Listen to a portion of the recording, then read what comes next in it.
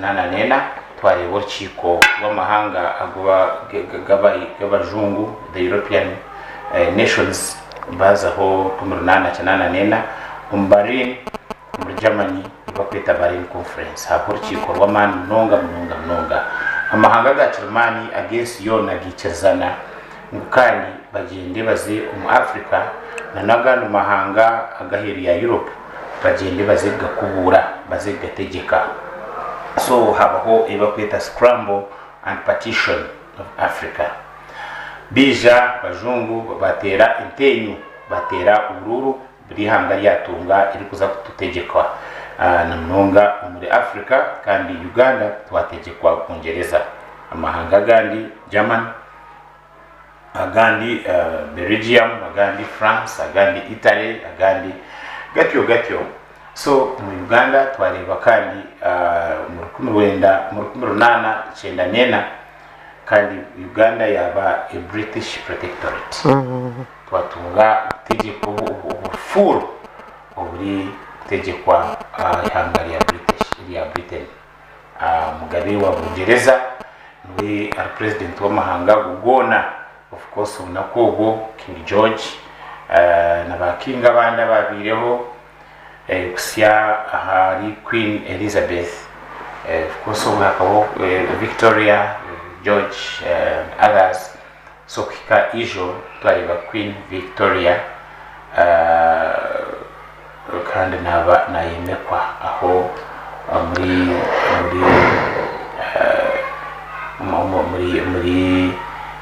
atanu n'ebiri. So twija chenda nena twatungeje British protectorate twaguza mu ntabahonchiko bahereza kuno ba governor bahereza kuno ba commissioner. So enchiko zatandika muri 1900 twija twareba kandi abajungu bija batandika kwija kora endagano na bamwe mu bwebembezi ubunako bwe tutakatunjire bwebembezi babajungu tutakatunjire abajungu kwija muri 1899 tukaba twine ubugabe bwa Uganda ubugabe ubwa Nkore ubugabe ubwa Bunyoro ubugabe ubwa Toro mwe no bugabe ubwa Busoga kandi na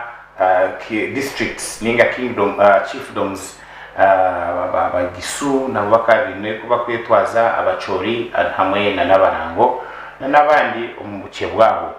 So twija twareba abajungu kandi 1900 ibabete 1900 Uganda agreement twareba basigning endagano hagati ya Bungereza hamwe na Uganda niyo constitution ya Uganda yabandize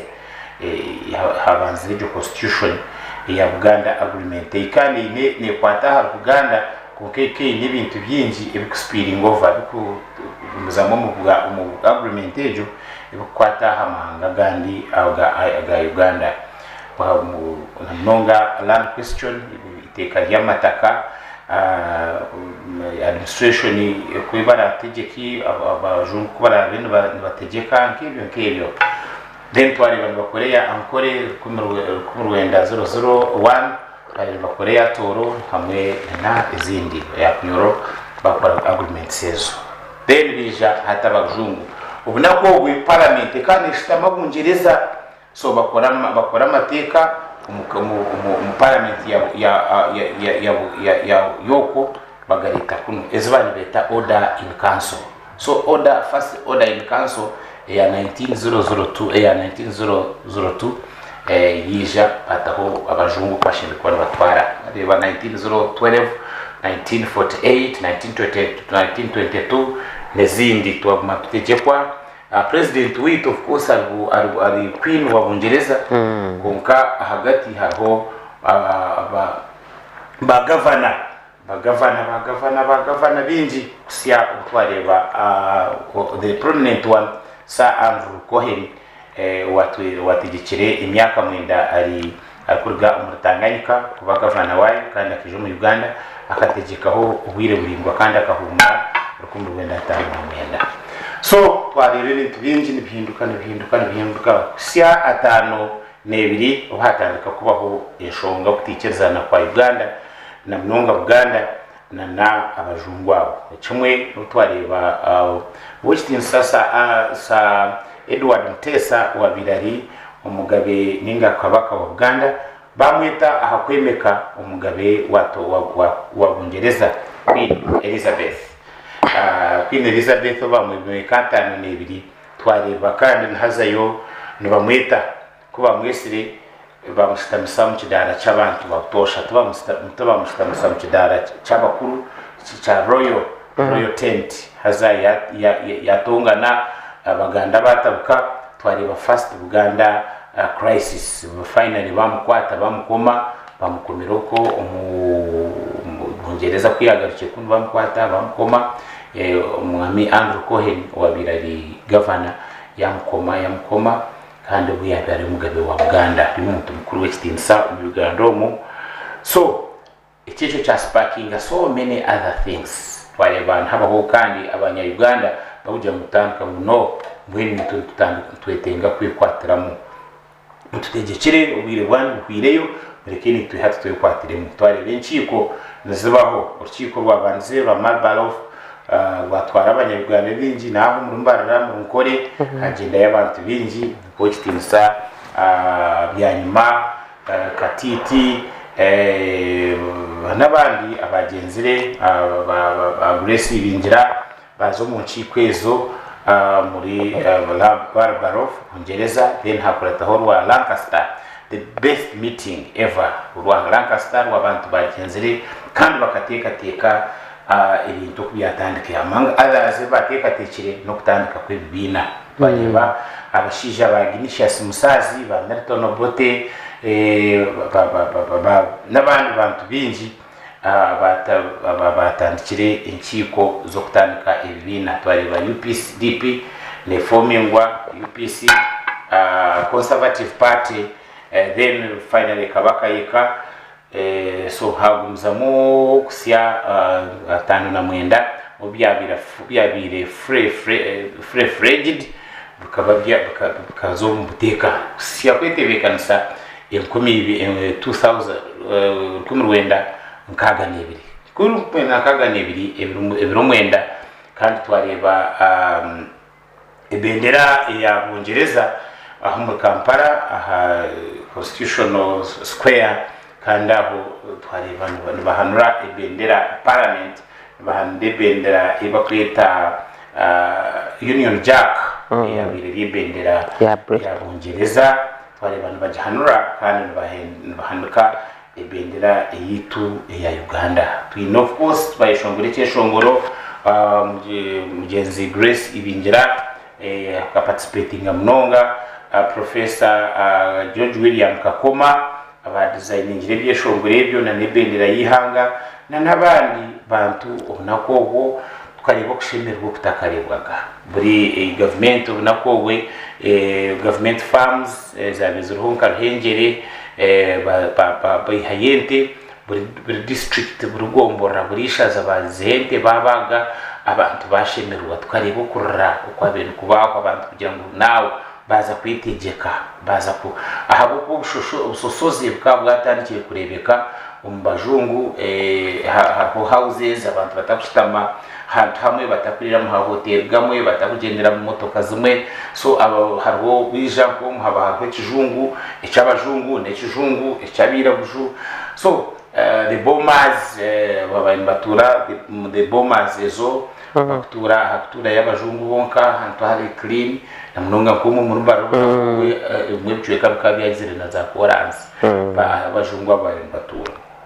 so twija twareba kandi twayikwatiramo abantu bashemererwa so kutandikogwe twatandika independence kandi turi celebratinga erizoba hanayo igenzire negira ibintu bingi twakora constitutions ambwe tukize constitutions yina yankaga n'ibiri ya resire iba kwita independence constitution yankaga na mkaga nayo then habara ho yankaga na mushanju the pigeon hall then twaruga ubyejo twija twaza president Idi Amin yahamba kandi kuyahambire twareba hazaho constitution bazihaho mbiyaho bugabe bukama mbiyaho biha batandika kutegekesa decrease umahini bugari ngategeka hakahataro parliament myaka mwenda yitu amaze kurgashanje na gumwe kusashanje na mwenda mugenzi Amin Dada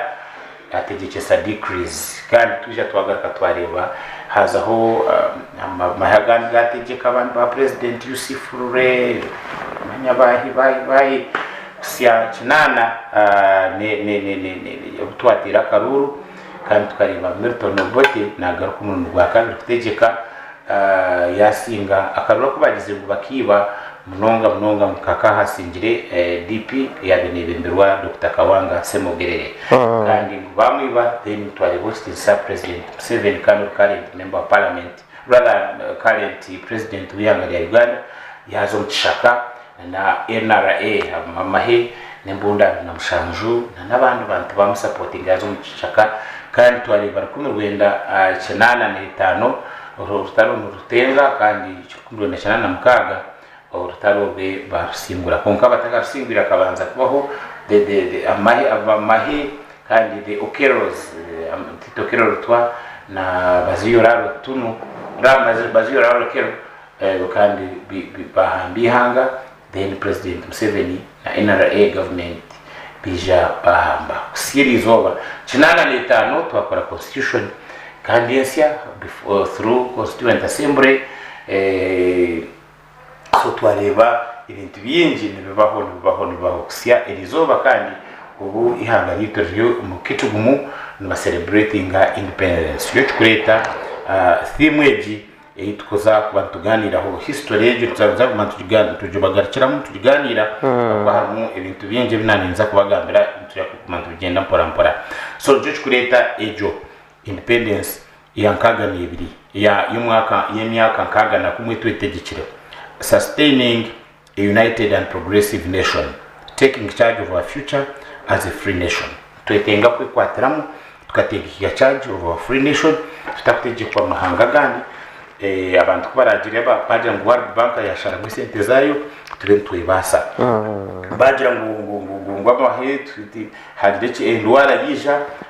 we are in a free nation and we are taking charge and we are looking at a sustaining a united and progressive nation. Twabingira abajungu bakandi batusosora okusosora hati kucyoho twabererwa tureba abajungu bagabira mu murangi mu ejo hati negabirwa umurangi tureba ubunakogwe amahanga akaho ibicweke bya Uganda bya bitatungukire ahabo kwa abajungu bakaba concentratinga ahiba kureba ubundi bine interest hati biga ihanga gitu yona is sustainable developing and wabantu habo kwatanisa ibinebyo twatandikire kaga nebiri then umukumuru wenda shanzo nagumwe bakija bakabyihaho then bakija bakabigaraho the constituent assembly ya 95 ya 94 kashara mu bibina babingire kimwe tugume mu ihanganwe hatari mu bibina twareba tukandi twija twabigarura after some time twaba campaigning byagaruka mwijuka abayeho karebe nkombe abantu bagatera umutima nyenju kebyo so twagarara hebigombe ebigombe okwatanisa kurebwa twakwakira umuri wa Sky TV twagira umugenyi izoberi natayisa honorable Kabateri Neme Francis Semambo charo n'umushubuzi rangano muremo mbarara no mukugu umubyo utegeki akabaho district woman councilor aha bwambara city mbarako kandi yaba secretary wa social services aha bwambara district local government yakoraho emirimo mingi za educationist na inamashomero kandi ashomise ubire buringwa senior citizens natwiremo namanya uburungi nobi now currently akazaho yabaho minister omu FDC yabaho minister secretary education omu FDC national level kandi hati ni member w'ikibine cha ANT na ikereza ngo hashimwe kuba hawo intwaza kandi mu kibine ecyabo echa Alliance for National Transformation nakwakira omucyara Mary Francis mbwe tugambire sustaining united nation, progressive nation and taking charge of our future. Tuganise wewe mnonga mnyani wanje Akoragye Edwin kandi Akoragye tukakora nawe kansala w'emyeto mu district council chairman yabirari Umwami Fred babaza kamjira wewe mnonga kugamba hamramo ogu okwatirina na independence nanga okwetegeka kwitwe nk'abanya Uganda erizoba twasimya kaga na gumwe twetegekere kandi okwetegeka ombugufu ntimanyisa ebintu bingi tumanyisa ngu ihanga the quality of state omitendera yona yentunguka yamagara gomuntu nageza okushobora je omurunyankori the quality of state ihanga ryari maziri myaka nkagana gumwe ryetegekire ntimanyisa nkurakorana y'omuntu wena omuto n'omukuru omushija n'omukazi ombintu ebirukwata ahamagarage kandi ebintu ekintu ekikuru nokurenga abantu aba bari mu stage nango mihangeri bashimye kwa bine freedom omunyankore niki freedom obugabe bino obugabe okwerundana kukore gombe kwerundana bakakore entunguka freedom yokuzomba ibintu nk'ebibi bihagarukireho mu ihanga ryaitu man obu bine amagara marungi go kureba ngu bayine power bine amani go kuronda abebembezi babo twine electoral commission eine amani etakubuzabuzibwa etakwiba karuru mwe kureba ngo abantu aba bayironderana n'abebembezi babo barungi abaribihe aharengo rubaroho kubasya aharengo rurakurateho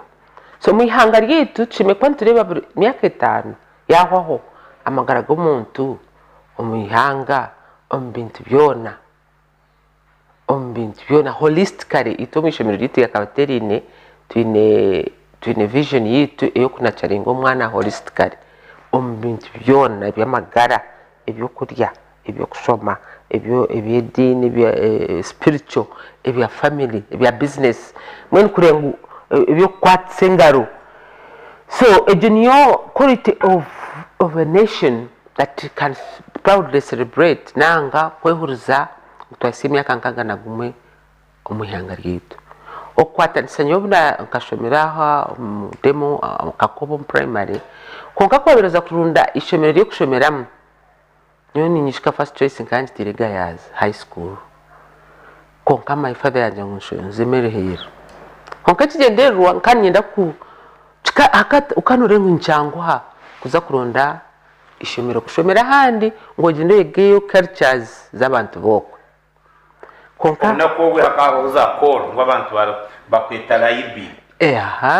wanyange yes amashomero marungi buri cicweka buri region hakaba amashomero marungi uzakibonanka chebambe then it's wirobwe chikachi thamani munonga kumanyana niyo power of association kumanyana mukasharinga diversity of your cultures of your beliefs nikibahamani kandi obwenji ni mu sharinga kwe mwayetungura personal growth nanga kutungura ebicweka byanyu ekindi nokureba ngu economy ihanga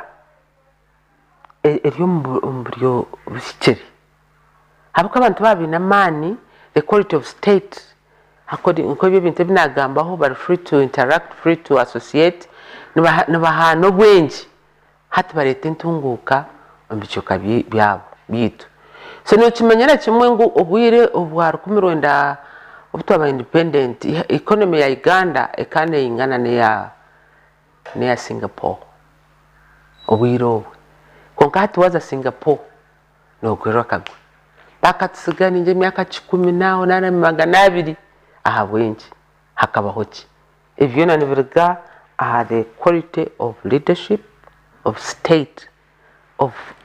abantu barbata umuyanga ryitu ya Uganda myaka nkaga na gumwe turtuta mbyo kushomesa abana bihanga mbyo kurwara nyamaze hariho mwana wanje nyina akarwara numanya hatari ndware cyangire abantu bakuru yo kwebo abira so disappointed ni rwaro ryambara hospital nangwa kungira ngo expense yo kureberera mukikurogo yaba ebarengiza amani abakabari kintu cyo no mu irwaro eri government referral batekwa kucegura so batahona no kumurebera so abinanshaba ahindam ayitu akosa kumteka mushaho na mshanga so ibintu umihango mu nkecha patriotism ikitwire nchi icyo kundi hanga tikagenda nikicendera munonga cyagariza munonge nyime bigere tukaguma mu bigambo abo kuba nka 20th celebrations as independence yes nka 20th or 30th cyumanya obwiro burgombo rekebe inente bur district obunako bwa buruna kansara nangwa in this government yes in tukatwa bur district kebe celebrating ushanga nangwa n'amagombora nga celebrating ushanga abakazi bari ni bezera kuza kweshongora kudagurira kandi baza kweshongora kunka hatene batekwa kuza ahantu namwe nuka mu Uganda kino mukoro handa higuri kitugumu where president will be no mukoro yona kinde ukwikirizwa nangwa gukora akakora akokutomunju notekwa kuba kitugumu sateno reba ngubgabe bw'abantu buriyo nibo rubaterwa abo kuba kutwature a decentralized government abenshi buri districts zitakukora imikoro yabo abaraba amashomero bakamanya ngo iki nekiro kikuru kundi hanga ryabo bakaza bekeshongora abakazi ito bakazi no mayatuma yakutagura no kweshongora izo amazoba nkago abashije bakabagente abantu bijizente nyamati kumayatikere konke kaza higuru ariko ubonako gwe icyo kikuru nkeki ukakuwe kebe ka Christmas mnonga kokatuma abantu bayiga mu bintu bingi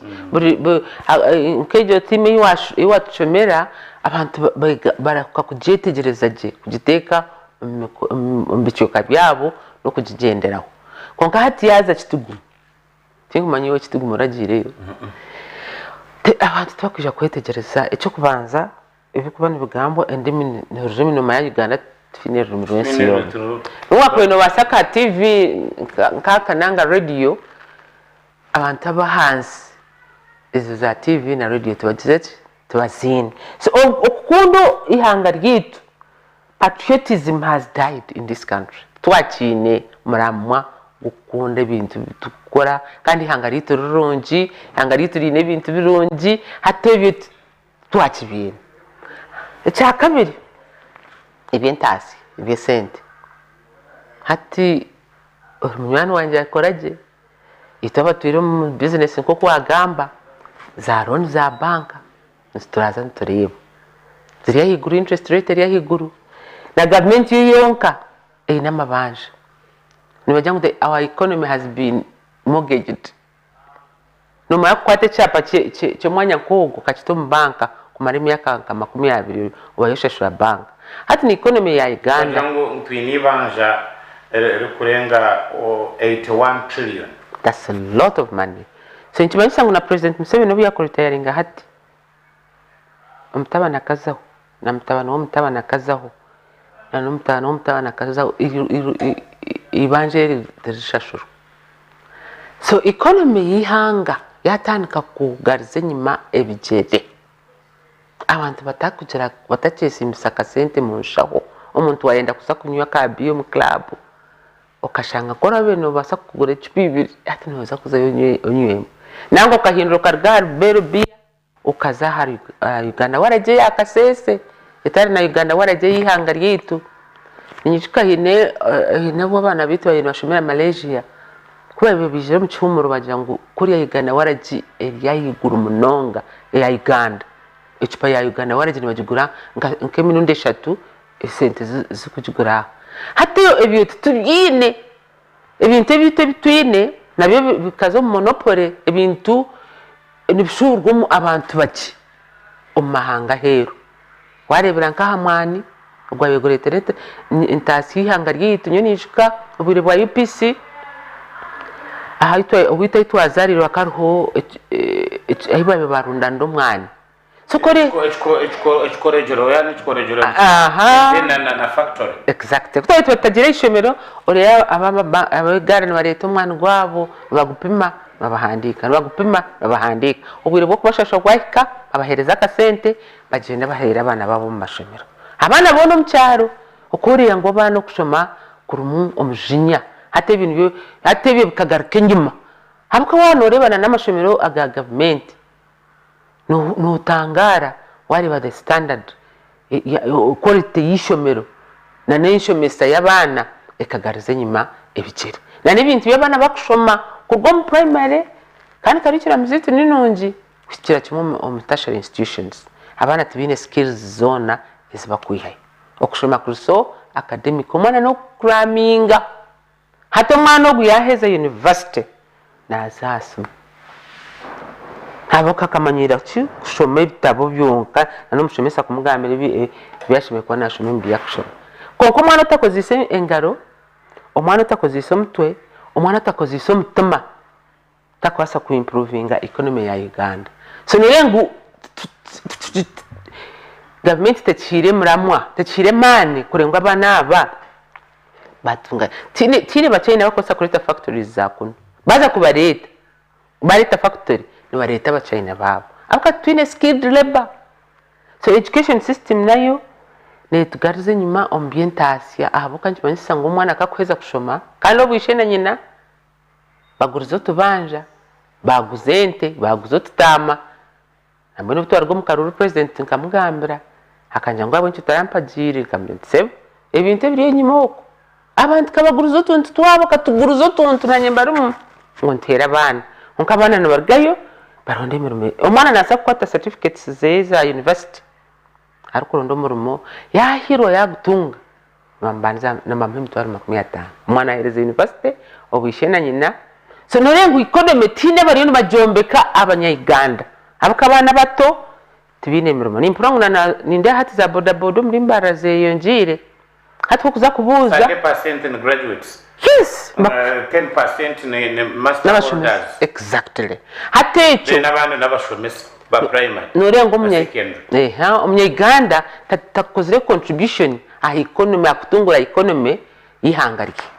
kandi ubu nicyo government kayo ne investing mu bantu abato n'abakuru kurengu twa kutungura economy yitu kutungura economy yitu tukugira boro tukugira atari bajango boro mu nshaho zitu weyonjire there is biting poverty abajongo niko bakuce abuka hati nkije karo muzira kanangira ngo kazo lita y'amatekeri yashinje 5 hatege girari bishinje 3 nangaro kumitento kumokanye hereza amatenyo nkahereza abana bishemera amate hatumana nabo kuza gasiye yo kwempaho icyo kubanza taxi kuza kwikaha nacyo n'umurumo hati wahura lita y'amate abakazo bari no wetombuita ati mama cyuruhura bo barbata ati mama wito kwisinjira bukanite tinente lita y'amate yazara bishinje 3 ahabonye government etakwigura amashomero katwina amashomero mingi contribution ya government abantu bakanywa mate market tukabanite toyetantira market yo kurengwa abantu babana mu mashomero banywa mate abuka mate nigahereza abana ikirisa kandi bagira ubwenge hate cyo norenga tukiro nyenda kugambira kikwati na factories za Uganda factories ziri mu Uganda hate kandi zombekirwe nkoza kurra orango iki factory manyane ne y'abachina manyane koraki iki factory ni kirakugura za granite kuri akora no ryariho mushija wo China wano gamba nawo notekwa ku translatinga ubusumu kwetejya inekishikamo kakananka kakanyankore konka noza wazo wito wibanye itwasha ayina sire nanka ruwero nore factory konka tukurenga factory za government ezikwereza abana emeromo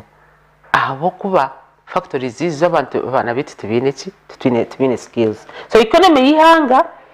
is captured by the Chinese aba China bakagitwaraho kare na n'abahindi na IMF na World Bank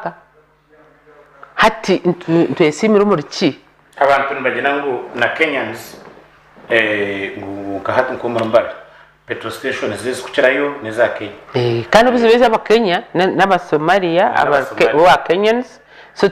nabo tizitu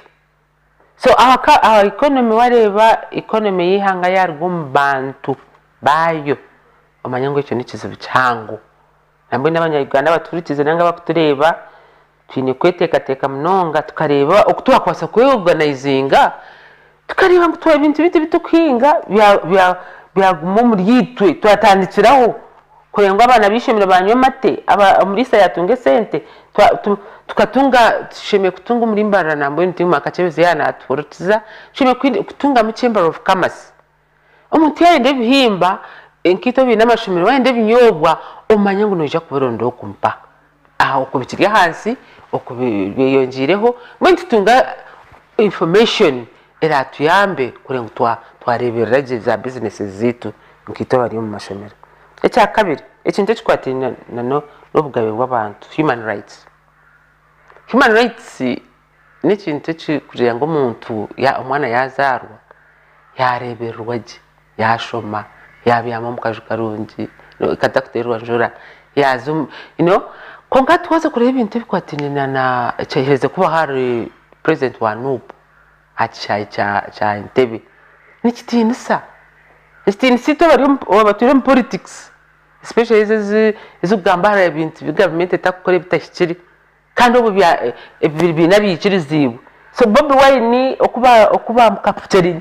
it could have been better nyine nyenda kwabura bebembezi bitu ba RDCs ni mangu ni representing a president shwari tikwetaga kutwaza tuti umihanga ahamyaka nkaga na gumwe abajungu batugiri hangari so nchiwani tumanyisa ngo okwetegyeka no kwasha so tuturetegekire inene case abantu nibajya kunoja gutwagumire n'abajungu would have been better much better yes would have been much better yes. So ekintu cyo bugabe bw'abantu nikitandira kuko mu mbera y'umwana kuyazarwa kuyakuzibwa kuyashoma okuyarwara karabero mu irwariro ibintu bikwata hamagara go muntu kwena ngo nyenche kare umwana ogu nawe isimisi hangarye ajenga uzima na nya I will pay back echa kandi nikwatirine naki President Museveni akahandika ekitabo Sowing the Mustard Seed tenga shomaga konkani ntekateka ebichero mustard seed esheme kureba president yasigaho legacy umuyangomo abukuba ubija mpaha nini njika twanshema mere hiru president yatandika campaign ya UPM tukiri abana abantu tubamwetegereza bwirobwe mpaka ibamwete ayitwamwetegereza abazire bitu bakamusupportinga nyotataka enteziti bakaziri yuko witinshenyi nyingi konka tusupportinga president Museveni no twataka baga compensated konka umurmogo abazire bitu bakamkwasa bamwine mamasiko mwinzi turukwena ngo ubwirobo yangarito bendi sharti abana bitu nore barihire abana nibaronde mirimo nebura bakataro system ngo reorganized kwena ngo bashashura abazire babo abakatwakora miyogo mwaka ni msimya kankaga ibanya yasiya nkaga nena mino jangu tukine imyaka mingi yo gukora umuhango so hatize tukateka buyire na nabandi abazire umbana tukumanga abana aba nibija kutushashura bashashura ihanga ryito umuntu unguka ba contributing uko abazire bitu ba contributingire hate byona noreba uri harabaju wabuze umwana nakoze tumini itwe bitushobire abana bamwe twashumire nabo batabana banje nyo bakashumira ntari kwari bibintu bya masingire obugiga bine za apartments zivine abana bakwingana nabo konka bona kaproti kamwe kagize kata bakagura bakaguza kwenda ngo ba surviving so noreba ngo utari mu fairness omuntu ngo kwa y'omuntu wa Uganda omuntu wa hansi ayo nagarikira kimwe hansi akana n'imibazo mu marwara ekatsendera ninyishwa urabendri secretary wa social services no yishika tukatwine issue ya Rushere hospital baka government ekeherezeyo doctor amarayo omwaka gumu nango kwezi gumu until I became a secretary nachondoza nenda kumanya busime ba doctor abantu bibe mbazi injuka 2001 tukachigamba na president ba doctor bakata kwiba mbazi okuya allocation ya budget ya Uganda ekeye ya hansi ya ibya magara so ukashanga ngo sente zibakoherezayo imbaze kuzayo nimiki abakozi nibakora mbaze yo abanyabuzare babo abasibe bari mu cyhome cya ninja cyacuruhura so until president namshobora na president the allocation to the health budget eriansi so no reba ngo we are fractured tibo nyo munyankore kino cyetota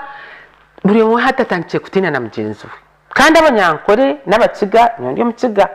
tukatwakundana tukatwaburana twanente twanubwenje tugira ishazi hati shazi rikashigaza abantu bake kandi iki kikosa ko ritantunguka reorganized omuyihanga abamwe baba disgruntled abingi batina no kugamba abagamba nkaba kubintu babagambirira batina nabo babo kugira ngo human rights violation ya higuru omuyihanga ubwo wabantu ubwo kugamba atabantu batina so nyoni ntekateka mwami Akoragye nywani wanje the good dancer must leave the stage at any one time to leave a legacy nyota takafaye n'imyaka 5 nena konka kuyagire kufa akasiga tuplaningira konka iki atuplaningira iki jinko ndagambira abazira barya akatuja ngo ibintu byitu konka nibiza kutobwenje tukore ebyitu bwena nyine ntekateka nga mentage nabebembezi bayo bashimye kureka abantu bakagira obugabe tukahabura tukahugura nabakwete kuhugura ito bari mu opposition parties nka ANT ntubantu hugura ekintu kitashyireho ha twasa kutwara nk'ikintu cya corruption akana just tugarize nyuma mnonga izo za 81 trillion banchezi wagamba omukono mahango kurya ha corruption sente nyingi za contracts noreba ngo nizo zikongera na kandi rero umutindo gw'umuntu wa burijo aha myaka nkagana gumu ya independence rugaraka hansi burizo so tingu manya wana nango nyongera hari yebyo konka nishabiri hanga ryanje abana bihanga bagiro mu ihanga yo nibazuma umusiza hero babonerayo mbaharab hati noshana bamwe batangiye kuzaza China konka abo kushobero umwana naheza kushoma amaroko yeza taho umwaka taho imyaka 2 arya muzira riyo namurisa ariyo nampa pocket money abazire tuyinjira kukura so independence Uganda into education ntushaka tureba unako wabanye bashomera muri yago mashomero agwana ugamba umwana wishomera kaba na yisima nonga mureba achiba agire inter school ngo emwe ninga mere here high school bamuhereza ibintu yes umwishomero achiba nataha unakogwe before independence and immediately after independence yes achiba nataha arireka ko mwana wishomero baba ahura naye kunda nabana ukota abafosi bakabaza no kushoma aha Christmas bagenda kerezia ninga kanisa na uniform abo kuba nakura naye kunda na condition kano shotati ukushoma abashomere abana bakushoma bajwangire n'abanyacyaro habo difference kandi noza umwishomero hati ndakutuma toilet paper ndakutuma cyeyerezo ndakutuma manyake ndakutuma kandi ubu nakobu after before and immediately after government ke providing kurangwa abana bahumura nibaza kumura na mcheri na za bakaba zitaziha amacupa birumu nyama ikoko y'inyanza tin kandi bikorwa mu Uganda so kumanya abantu twereze kiwashumire mere hero onoreba ko difference ki hati nyo tinkwishika nintwara umfaraso mere hero kashumire imyaka mukaga I don't remember tinkwishika utataka gura umfaraso unwekora umfaraso kutwara mere hero mwishobero rya senior yatantirwa abasista b'abajungu tukataka twaraga umfaraso tukataka twaraga swan zo kuriraho tukaturisa ehuma meza bakatsetingira kuko abajungu bakusetinga table zabo mu hotel tindi kwishika abashemesa bita ibintu batushemesa fukosa bingi bakaba ari abajungu b'abasista konka bakatwegese ibintu bingi biri skillful senior one okoshome ibintu subjects za skills nkishatu kwisyo senior yakashatu hato chiko senior yakashatu chuzinga mwemu so korgo senior 1 senior 2 urukumanya nido wako urukumanya kubazira icharani ehide cy'amashanyarazi uko bazace bigere utahice cy'amashanyarazi uko yega bya home economics byo kurebera ukuteka kuri sajya abantu tukatwege bya art and baba kagita art fine art tukatshoma na ban kamas yo typing from for 2 years then you choose one subject so nanka mind yawe ever adjusted to using your hands okose mkono nakto etita okobo inimtirizo yawe in a spool of thread manya gukora za projects exactly buri mwana wa senior ni manyo wo mushiti akaba na manya gukora nanabuje umashomero kazambara high school razo nabibi bikabi babiri konkati kandi niwe mpurire ngo hati government niwe riyo nebigarrayo senior 1 na senior 2 nyondi ya body yambara secondary konkano rero ngo abashomesa bikiriye nibatezo mutwe abuko bonka abashomesa tubarabishomeri bayo babashomesa zo mu workshops ngo babishomesa abana bihanga so okushoma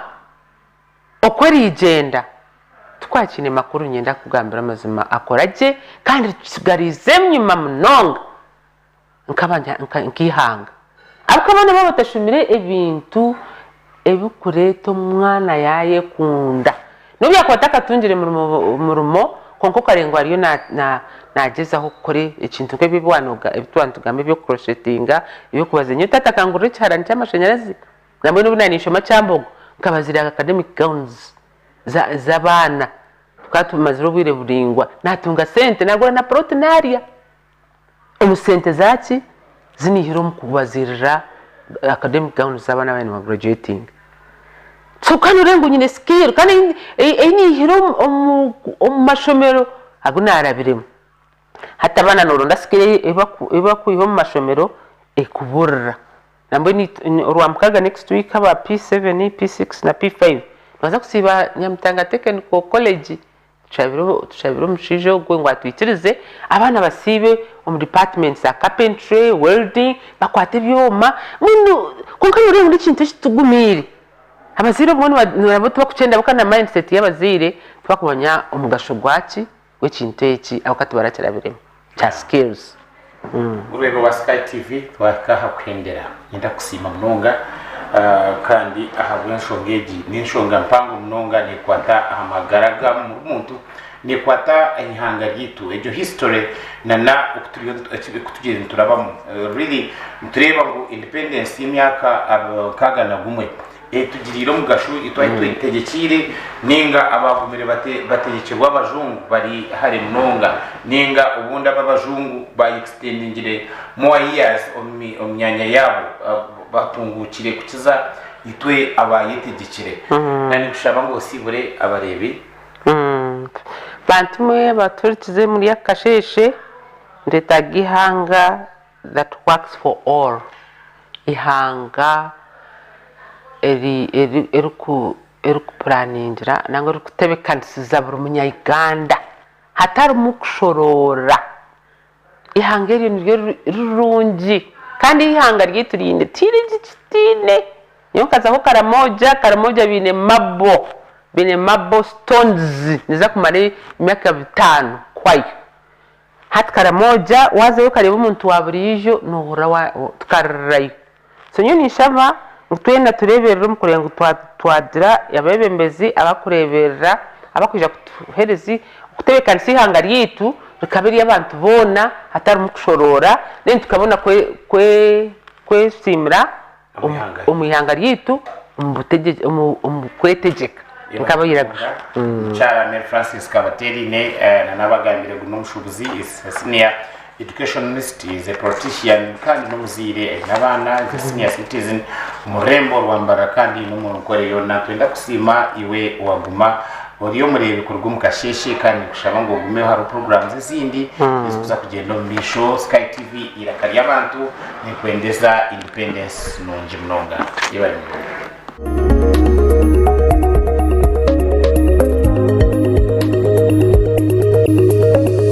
Sky TV